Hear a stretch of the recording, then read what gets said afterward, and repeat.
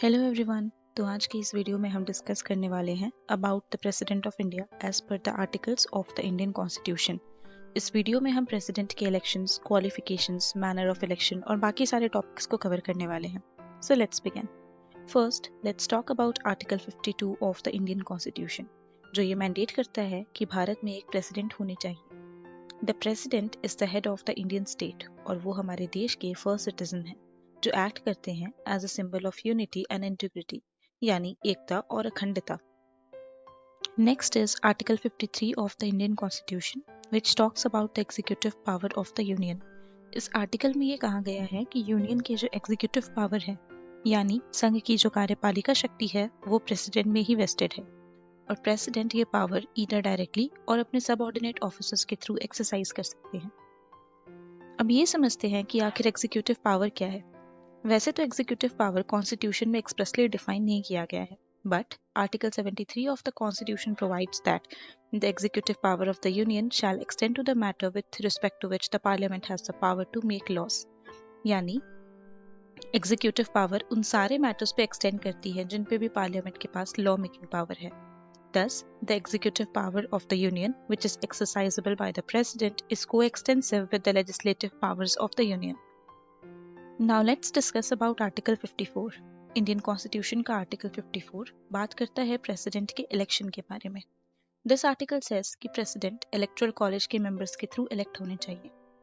अब जानते हैं कि इलेक्टोरल कॉलेज किन लोगों से मिलकर बना है। इलेक्टोरल कॉलेज में कुल लोकसभा और राज्यसभा के इलेक्टेड मेंबर्स होते हैं और state legislative assemblies including Delhi and Puducherry के इलेक्टेड मेंबर्स होते हैं। Next is article 55 which talks about the manner of election of president.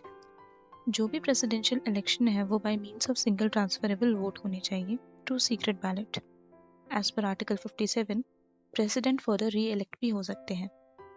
Now let's talk about article 62 जो बात करता है प्रेसिडेंट के वेकेटेड ऑफिस को फिल करने की।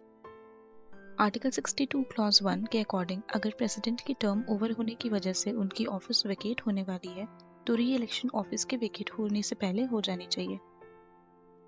And as per clause 2 of article 62 of the Indian constitution, अगर president की office by means of death, resignation या रिमूवल या किसी और अदर रीजन की वजह से वेकेट हो गई है तो न्यू इलेक्शन जिस दिन से ऑफिस वेकेट हुई है उस दिन से 6 मंथ्स के अंदर हो जानी चाहिए और न्यू प्रेसिडेंट इलेक्ट हो जाने चाहिए। प्रेसिडेंट इलेक्शन, री इलेक्शन के बारे में तो हमने जान लिया, लेकिन प्रेसिडेंट बनने के लिए किन किन क्वालिफिकेशंस की जरूरत होती है अब इसे जानते हैं। So Article 58 of the Indian Constitution states the qualifications for the election as president. Number 1, citizen of India. Number 2, has completed the age of 35 years. Number 3, and should be qualified as a member of Lok Sabha. वो कोई office of profit hold नहीं करने चाहिए. And the president, once elected, is elected for a term of 5 years. This was it about the President of India. Stay tuned for more informative videos. Thank you so much for watching.